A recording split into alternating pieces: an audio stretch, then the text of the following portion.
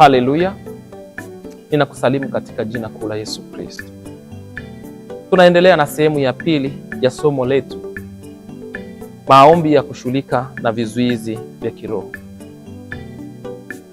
Katika sehemu ya kwanza tulizungumzia kuhusu vizuizi, kwamba ni vikwazo ambavyo vinatokea kwenye maisha ya mtu, vyovyote vile vinavyomzuia mtu kufika mahali fulani katika au kitu kufika mahali ambapo kimekusudiwa kwa wakati sahihi. Lakini pia tuliangalia mazuio hayo yanaweza kukaa pia kwenye njia ambazo katika ulimwengu wa roho ni malango. Lakini pia tuliona vitu vinavyoweza kuzuiwa, tukasema unaweza ukawa kuna vikwazo katika eneo la mahusiano, kuna vikwazo katika eneo la uzao, kuna vikwazo katika eneo la uchumi, kuna vikwazo katika eneo la huduma, na tuliangalia pia hata Paulo alivyozuiwa. Leo tunaendelea na sehemu ya pili ya somo letu pamoja na maombi ya kushughulika na roho za vizuizi. Sasa hebu tuangalie jambo muhimu ambalo unapaswa kulifahamu. Kazi ambayo unaifanya bila kumruhusisha Mungu inaweza kuzuiwa? Kazi ambayo wewe unaifanya bila kumhusisha Mungu inaweza kuzuiwa? Na watu wengi sana wanafanya mambo bila kumhusisha Mungu. Sasa jibu ni kwamba ni ndio. Kazi anayoifanya Mungu na wewe hakuna anayeweza kuizuia, kwa sababu ni lazima kwanza ufahamu kama mtumishi wa Mungu unafanya kazi pamoja na Mungu. Haufanyi kazi kwa akili zako au kwa nguvu zako, lakini unafanya pamoja na Mungu. Na hata sisi tunapohubiri, tunahubiri au tunafundisha pamoja naye. Aliye ndani yetu ndio anazungumza. Kwa hiyo sifa na utukufu tunamrudishia yeye. Lakini unapofanya jambo lolote bila kumhusisha Mungu, shetani anaweza kulizuia. Na tunafanya kazi pamoja na Mungu katika kitabu cha Warumi sura ile ya 8 mstari wa 28, anasema nasi twajua katika mambo yote Mungu hufanya kazi pamoja na wale wampendao katika kuwapa mema yote, wale walioitwa kwa kusudi na mpango wake. Kwa hiyo wewe ukishaitwa unafanya kazi pamoja na Mungu. Kwa hiyo adui hawezi kumzuia Mungu, ila adui anaweza kumzuia mtu anayefanya bila Mungu. Kwa hiyo chochote unachotaka uone kikiwa na upenyo, iwe ni huduma, iwe ni nini, muhusishe mwenye huduma ambaye ni Mungu. Omba kibali, tembea kwenye uongozi wa Roho Mtakatifu. Biblia inasema wote wanaoongozwa na Roho, hao ndio wana wa Mungu. Muhusishe Mungu mipango yako. Kumbuka Biblia inasema kwamba mkabidhi Bwana, katika Zaburi ile ya 37 mstari wa 4 na 5. Mkabidhi Bwana njia zako, mtumaini yeye naye atafanya. Lakini kumekuwa na watu wengi ambao ni watumishi, wanafanya vitu bila kumuhusisha mwajiri wao ambaye ni Mungu, na hivyo vimekuwa vinakutana na upinzani mkubwa sana. Lakini hebu tuangalie vizuizi vinaletwa na nani? Ni Mungu au ni shetani? Mfano wa vitu ambavyo Mungu alivizuia. Cha kwanza, kuna vizuizi ambavyo vinaweza kuletwa na Mungu mwenyewe. Cha pili, kuna vizuizi ambavyo vinaletwa na shetani. Na vinavyoletwa na shetani tumekwisha kuvipitia, tukaona jinsi shetani aliweza kuzuia Paulo kwenda kuhubiri. Tumeona kule kwenye neno la Wathesalonike wa kwanza sura ile ya 2 mstari wa 18. Tumeona katika Wathesalonike wa kwanza sura ya 2 mstari wa 18 shetani aliweza kumzuia Paulo. Tumeona kwenye Mathayo sura ile ya 8 mstari wa 28 jinsi shetani aliweza kuzuia njia watu wasipite, akitumia wale pepo walikuwa wanazuia njia katika ile kambi ya Wagerasi. Lakini kingine ambacho tunataka tuone sasa, sio kila kizuizi kinaletwa na shetani. Kuna vizuizi vingine ni Mungu anavileta mwenyewe, na anavileta kwa sababu maalum. Hebu angalia kwa mfano vitu ambavyo Mungu alivizuia mwenyewe. Mwanzo sura ya 20 mstari ule wa 3. Ukisoma Mwanzo sura ya 20 mstari ule wa 3, ni Mungu alivyoweza kumzuia yule mfalme anaitwa Abimeleki asilale na mke wa mtumishi wa Mungu Ibrahim. Ni Mungu alizuia. Ukisoma Mwanzo 20 mstari ule wa 3, anasema lakini Mungu akamjia Abimeleki katika ndoto ya usiku, akamwambia, umekuwa mfu wewe kwa sababu ya mwanamke huyu uliyemtoa, maana ni mkewe mtu. Mwanzo sura ya 20 mstari wa 6, Mungu akamwambia katika ndoto, nami nimejua ya kuwa wewe ni mkamilifu wa moyo, moyo wako umefanya hivi, ndipo nami nikakuzuia usitende dhambi. Angalia, ndipo nami nikakuzuia usitende dhambi. Huyu mfalme, unaona, wakati Ibrahimu alienda katika hii nchi yake, alienda na Sara. Sasa wale wafalme wa zamani walikuwa na mioto au tamaa za mwili sana, walikuwa wanawaka tamaa za mwili sana, hasa zinaa. Walikuwa wanatamani kuzini sana. Sasa na walikuwa wakimpenda mke wako wao wafalme, ukibishana wanakuua. Hata huyu Abimeleki alikuwa anafanya hivyo. Ibrahimu akaingia kusema uongo, akasema Sara ni dada yake. Kwa hiyo huyu mfalme akamtoa Sara kwa mazumuni hivi sasa akalale naye. Lakini sasa usiku huo Mungu akamtokea katika ndoto, akamwambia, umekuwa mfu wewe kwa sababu huyu mwanamke uliyemtoa ni mkewe mtu. Lakini akamwambia katika ndoto, nami nimejua ya kwamba kwa ukamilifu wa moyo wako umefanya hivi, ndipo nami nikakuzuia usitende dhambi. Kwa hiyo akamzuia asitende dhambi ya zinaa, ya kulala na mke wa mtu. Mungu anaweza pia kuzuia hivyo. Kwa hiyo Mungu alimzuia Abimeleki asilale na mke wa mtumishi wake Ibrahim. Hebu angalia mfano mwingine wa watu ambao vitu ambavyo Mungu amewahi kuvizuia. Angalia Mwanzo sura ya 20 ule mstari wa 6, uone jinsi alimzuia Abimeleki. Lakini angalia Mwanzo sura ya 26 mstari ule wa 1 mpaka wa 6. Mungu alimzuia Isaka asiende Misri. Angalia Mwanzo sura 26 mstari ule wa 1 mpaka wa 6. Baadaye palitokea njaa nchini humo, njaa tofauti na ile ya awali. Wakati wa uhai wa Ibrahim, Isaka akaenda Gerari kwa Abimeleki mfalme wa Wafilisti. Mwenyezi Mungu akamtokea Isaka na kumwambia, usiende Misri, bali kaa ugenini, kaa katika hiyo nchi uliopo, nami nitakubariki.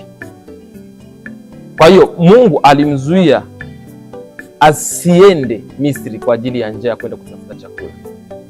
Kwa hiyo sio kila kitu ni shetani tu anazuia, inahitaji pia utulivu na inahitaji upate muda wa kuomba, kwa sababu kuna vitu vingine Mungu anavizuia. Kwa mfano, pia unaweza ukakuta unataka kumchukua binti ambaye sio sahihi. Sasa Mungu akawa anakuzuia, lakini sasa akawa anatumia njia ya ndoto, kama alivyokuwa anatumia njia ya ndoto kumuonya Abimeleki, anatumia njia ya ndoto kumuonya Isaka, lakini sasa humuelewi.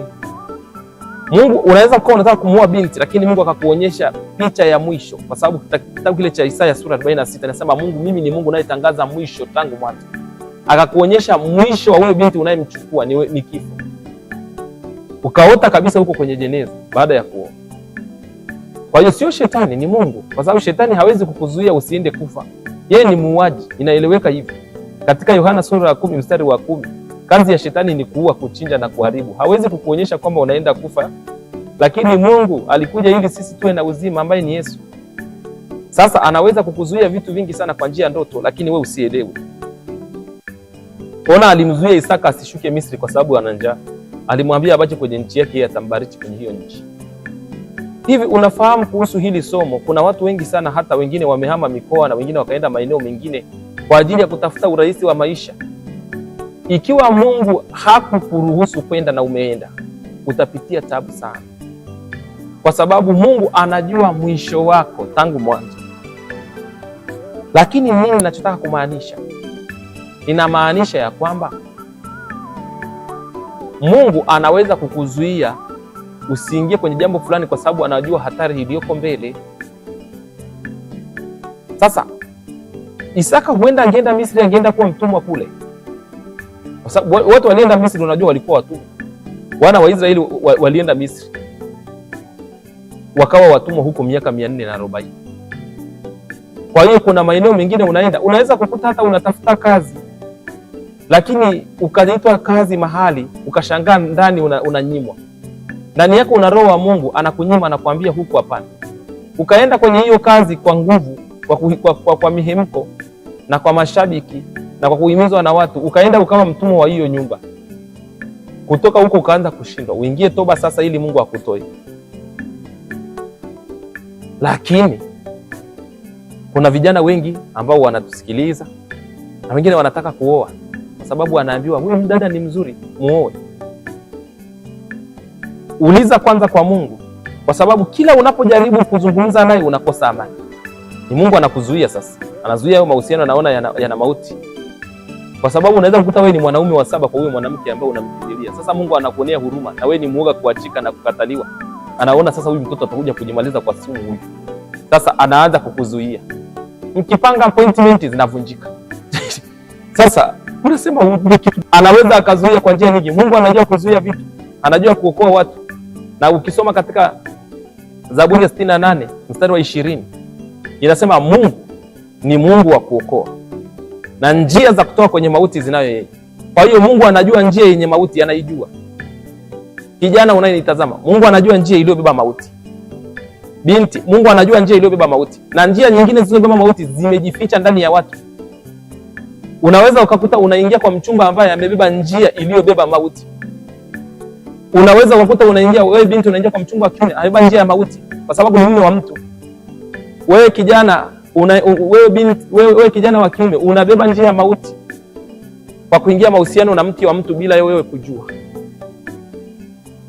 Na naise anasema katika neno lake, kitakachotenganisha ndoa ya mtu ni mauti. Kwa hiyo sasa Mungu anakuzuia kwenda huko kama alivyomzuia huyu mtumishi wake kwenda Misri. Lakini angalia jinsi Mungu alivyo na neema, anazuia watu. Lakini hebu tuangalie tena, Mungu alimzuia Yona kwenda Tarshishi kwa kupeleka upepo wa mpingo. Kuna kitu kinaitwa upepo wa mpingo, upepo wa upinzani. Soma katika kitabu cha Yona sura ile ya 1 mstari wa 1 mpaka 4. Lakini Bwana alituma upepo mkuu baharini. Manake mkuu, manake mkubwa kuliko upepo wote. Ukishasikia mkuu ni kiongozi mkubwa anayesimamia. Yaani alituma ule upepo mkubwa wenye nguvu kuliko upepo wote uliowahi kutokea duniani kusukuma tu ile meli, kwa sababu yule mtu anaenda sehemu ambayo yeye hajamtoka. Bwana alituma upepo mkuu baharini, ikawa tufani kubwa baharini. Kwa hiyo sijui umepanda meli ipi, lakini tunamuomba Mungu akuepushe. Nyakati hizi, ninyi mnanitazama, kuna mambo mengi sana. Hizi ni nyakati za uovu. Kila unachokifanya mshirikishe Mungu. Kuna mahusiano unataka kuingia, mshirikishe Mungu. Unaweza ukaingia kwenye mahusiano mahali ukawa maskini wa kutupa kabisa, kukota makopo, kwa sababu huoi bali unachukua ATM. Unaenda kuchukua mtu ambaye ni wa kuchukua pesa zote, kwa sababu hakupendi wewe, anapenda mali. Sasa Mungu anakuzuia. Kuna mikoa mingine unaweza kutaka kwenda, Mungu akakuzuia, japo watu wanaisifia kwamba ni mikoa ya kibiashara, ni ina fedha, lakini akakuzuia kwa sababu Mungu anajua moyo wako wewe. Ukienda kule kwenye ile mikoa na Mungu hajakutengeneza, hajakuandaa, kuna muda wa maandalizi. utakamatwa na anasa. Kuna mikoa mingine ina anasa. Kwa mfano, kuna mikoa mingine watu wanajiuza kuliko hata mali. Sasa ukifika kule ukianza kuona watu wanaenda uchi, na wewe mwenyewe hata ukiona mtu tu amevaa vibaya, kuna mazingira yanakutokea kwenye mwili wako. Mungu anaona wewe unaenda kupotelea kwenye hilo jambo, kwa hiyo anakuzuia. Mungu aliweza kumzuia Yona asiende Tarshishi. Mungu aliweza kumzuia Isaka asiende Misri. Mungu aliweza kuzuia Sara asipate mtoto, lakini aliweza kufungua tumbo lake. Mungu aliweza kumfunga Raheli tumbo, lakini Mungu pia aliweza kulifungua tumbo la Raheli. Kasome Mwanzo 30. Sasa Mungu huyo ndio ninayemhubiri, kwamba ana uwezo wa kuzuia kwa nia njema tu. Kuna mtu umeanza naye urafiki, nyakati hizi ni za uovu, muulize Mungu kwanza. Akikuzuia, kubali zuio lake. Kuna zuio zuri na zuio baya. Mazuio ya Mungu mara nyingi huwa ni mazuri. Mungu pia anaweza akamzuia mtumishi asiende mahali fulani au kwenye eneo fulani kuhubiri kwa sasa. Huyo mtumishi akijifanya ana kiburi, akienda vita atakao kutana nayo Mungu hayupo. Kwa hiyo muombe Mungu akupe neema ya kutii. Kubali kutembea chini ya uongozi wa Roho Mtakatifu. Kwa hiyo unaweza kuona vizuizi vinavyoletwa na shetani katika Danieli sura ile ya 10 mstari wa 11 mpaka wa 14, Wathesalonike wa kwanza sura ya 2 mstari wa 18, na Mathayo sura ile ya 8 mstari wa 28. Na unaweza ukaona vizuizi ambavyo Mungu anavileta mwenyewe katika kitabu kile cha Yona sura ya kwanza mstari wa 4, na unaweza ukaona pia katika kile kitabu cha Mwanzo sura ya 26 mstari wa kwanza mpaka wa 6. Vitakusaidia sana. Vipo vingi Mungu aliwahi kuvizuia. Mungu ana uwezo wa kuvizuia vitu na ana uwezo wa kuviruhusu vitu, lakini anaweza kuzuia kwa adhabu au kwa nia njema. Hicho ndicho kitu kingine ambacho nataka nifafanue hapo kwenye kuzuia kwa Mungu. Kwa mfano, huyu Abimeleki baada ya kumchukua mke wa Ibrahim katika kile kitabu cha Mwanzo 20,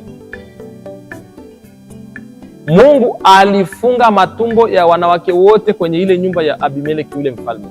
Alifunga matumbo yao, hakuna kuzaa, wote. Kwa sababu hapo alizuia. Kwa nini? Kwa adhabu. Alizuia kwa adhabu. Kwa hiyo nataka nikutie moyo. Yawezekana kuna jambo mmelifanya vitu vikazuiliwa. Katika Nyakati wa Pili sura ile ya 7, ukisoma katika Nyakati wa Pili ile sura ya 7, kuna kitu utaona pale ambacho ni kizuri. Mungu alisema mwenyewe, nikizifunga mbingu. Anaweza kuzuia mvua. Mungu anaweza akazizuia mvua. Katika Nyakati wa Pili sura ya 7 kuanzia mstari ule wa 12 na wa 13, unaona anasema kwamba nikizifunga mbingu. Mungu anaweza akazuia mbingu isilete mvua kwa sababu ya maovu ya mahali. Sasa lazima uingie kwenye maombi ya toba ya kumsihi Mungu ili aondoe hayo mazuio. Angalia katika kile kitabu cha Yakobo, waraka wa Yakobo sura ile ya 5, utaona Elia aliposema mvua isinyeshe juu ya nchi miaka 3 na miezi 6, isipokuwa kwa neno lake. Mungu alifanya hivi. Kwa hiyo mvua ilizuiwa na Mungu aliyekuwa ndani ya Elia. Kwa hiyo ili mvua ije ni lazima pia kufanyike toba. Kwa hiyo kuna vitu vimezuiwa kwenye mji wenu. Unaweza kukuta wewe wazazi wako waliwahi kufanya zinaa, baba wako alitembea hata na mke wa mtu, Mungu akazuia hata kuoa na kuolewa kwenye mji. Unaweza kukuta kuna mama yako alifanya zinaa na mume wa mtu, Mungu akazuia harusi kuja kwenye mji. Sasa ingia kwenye maombi ya toba, hilo zuio liondoke na matokeo yatatokea. Unaweza kukuta uliwahi kupata fedha nyingi huko nyuma, mkaenda kwa mganga au mkamleta mganga nyumbani, au mtu wa upande wa giza kwenye familia. Mungu akazuia, akaleta mazuio ya kiuchumi. Msishike pesa nyingi zaidi ya 10,000, msishike zaidi ya 10,000, kwa sababu ameona pesa zinawapelekesha. Lazima apatikane mtu wa kuingia toba ili Mungu aondoe lile zuio katika lango la kipato. Na hayo mazuio ni mengi. Mungu anaweza akazuia hata mhubiri kufika mahali. Kuna sehemu nyingine watumishi wa Mungu walisemwa vibaya, Mungu akazuia wale watumishi kufika katika yale maeneo kabisa. Unaweza kukuta wewe uliwahi kuchukua mtu, wewe ni mwalimu wa shule, unanisikiliza, wa msingi au sekondari, uliwahi kukamata mwanafunzi ukampiga vibaya mpaka ukamtoa damu. Sasa umeolewa, upati mtoto, ulimfanyia mtoto wa mwenzako ukatili, Mungu akazuia uzao wako. Sio shetani, ingia toba, tubu. Biblia inasema kwenye Ufunuo Yohana ile sura ya 2, kumbuka sasa ni wapi ulipoanguka ukatubu. Kuna vitu vingi ukivifanya Mungu anaweza akazuia. Mungu anaweza akazuia huduma yako, sio shetani. Kuna level ukifikia, Mungu anataka kukuona katika level fulani. Akiona bado hujaingia kwenye hiyo level, anaweza kukuzuia kwenda kuhubiri maeneo mengi ili apate muda wa kukuandaa kwa hatua inayokuja. Ngoja niombe. Baba, katika jina la Yesu, asante kwa ajili ya ujumbe wa neno lako. Ninajua Roho yako Mtakatifu yupo na anawasaidia watu, maana umesema ufahamu unakuja kwa kusikia na ufahamu unakuja kwa kusoma. Baba Mtakatifu, wapo watu katika Biblia, Mtakatifu wa Israeli, hata wakina Danieli na wakina Nehemia, kwa kuvisoma vitabu walipata ufahamu. Ninaomba Roho wako wa neema aachiliwe juu ya watu, walisome neno na kulitafakari. Na ninaomba Bwana ufahamu, hata katika maombi, wakati tunaomba tuombe katika ufahamu, maana umesema watu wana juhudi nyingi katika kuomba, lakini si katika maarifa. Tunakusihi katika jina la Yesu, Mungu, kila atakayejinyenyekesha na kutubu, kama kuna mazuio umeachilia kwenye maisha yake, yawe ni ya kihuduma, yawe ni ya uzao, basi Baba wa mbinguni ukasikie. Ndivyo ulivyosema katika Petro wa kwanza ile sura ya 5 mstari ule wa 6, ya kwamba nyenyekeeni chini ya mkono wa Mungu ulio hodari. Maanake nyenyekea chini ya uwepo wake, nyenyekea chini ya nguvu zake, na ukubali ya kwamba wewe hauna nguvu ila yeye ana nguvu. Baba, naomba wote watakao nyenyekea na kutubu, ukaondoe mazuio yote yaliyokamata maisha yao. Yawezekana huyu anayenitazama ni kijana, ameshafikia umri wa kuoa, lakini kuna mambo yamefanyika kwenye mji, ukaachilia ghadhabu na ukaachilia mazuio ya kuoa na kuolewa, na hata sasa hawezi kuoa na ananitazama hapo alipo. Lakini yawezekana huyu ni binti, ameshafikia umri wa kuolewa, lakini Mungu amecheleweshwa au amekawizwa, kama Rebeka alivyosema, msinicheleweshe au msinikawize. Baba, ninatubu na ninaomba atakaponyenyekea tu akapiga goti akakubali kutubu, basi Mungu kapate kuliondoa hilo zuio. Ninajua hata katika bahari ile ulipeleka zuio ili meli isifike kule Tarshishi, kwa sababu ya ndani ilikuwa imebeba mtumishi aliyekuwa ametumwa kazini akakimbia. Yawezekana kuna mtu ambaye umemuita katika huduma, lakini amekataa ile huduma kutokana na hali ngumu ya uchumi, amekimbilia kufanya biashara au kazi nyingine ambazo ni za kumpatia kipato, na hatimaye umempiga na ukame na kila anachokifanya kinakufa. Baba, naomba kupitia ujumbe huu ninaohubiri, akubali sasa kunyenyekea na kupondeka na kuvunjika, ili sasa ukubali kusema naye tena kama ulivyomuita Yona mara ya 3. Katika jina la Yesu Kristo ninaomba juu ya wote wanaosikia ujumbe huu, wakajengwe, kutiwa moyo na kuimarishwa. Amen. Unaweza ukatutumia ujumbe mfupi kupitia namba za simu zinazotembea hapo kwenye kioo chako cha kielektroniki, kitu chochote cha kielektroniki unachotumia, iwe ni kompyuta au hata simu ya mkononi, au kama una sadaka yako na unataka kutuma kwa ajili ya kipindi hichi, basi Mungu akubariki sana, na nimeshaomba. Mungu akubariki sana. Amen.